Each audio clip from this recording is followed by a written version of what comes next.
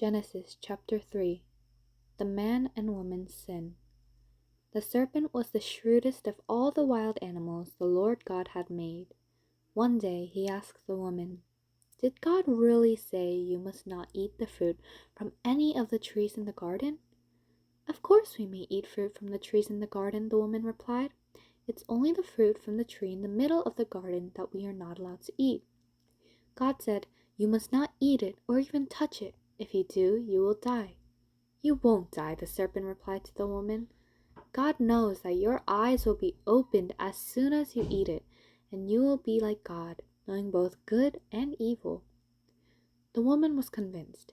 She saw that the tree was beautiful and its fruit looked delicious, and she wanted the wisdom it would give her. So she took some of the fruit and ate it. Then she gave some to her husband, who was with her, and he ate it too. At that moment their eyes were opened, and they suddenly felt shame at their nakedness.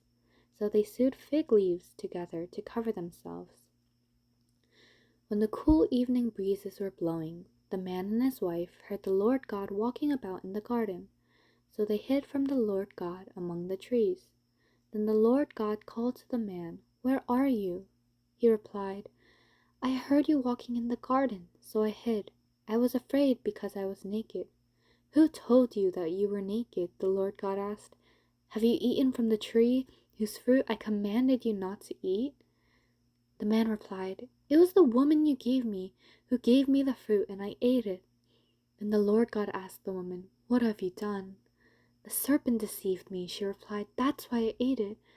Then the Lord God said to the serpent, "Because you have done this, you are cursed. More than all animals, domestic and wild, you will crawl on your belly, groveling in the dust, as long as you live.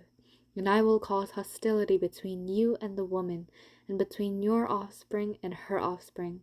He will strike your head, and you will strike his heel." Then he said to the woman, "I will sharpen the pain of your pregnancy, and in pain you will give birth, and you will desire to control your husband, but he will rule over you."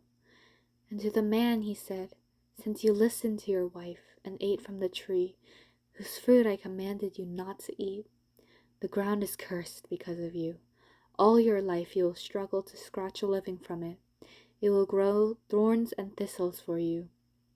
Though you will eat of its grains, by the sweat of your brow will you have food to eat, until you return to the ground from which you were made. For you were made from dust, and to dust you will return." Paradise Lost, God's Judgment. Then the man Adam named his wife Eve, because she would be the mother of all who live. And the Lord God made clothing from animal skins for Adam and his wife. Then the Lord God said, "Look, the human beings have become like us, knowing both good and evil. What if they reach out, take fruit from the tree of life, and eat it? Then they will live forever." So the Lord God banished them from the Garden of Eden, and he sent Adam out to cultivate the ground from which he had been made. After sending them out, the Lord God stationed mighty cherubim to the east of the Garden of Eden, and he placed a flaming sword that flashed back and forth to guard the way to the tree of life. End of chapter 3.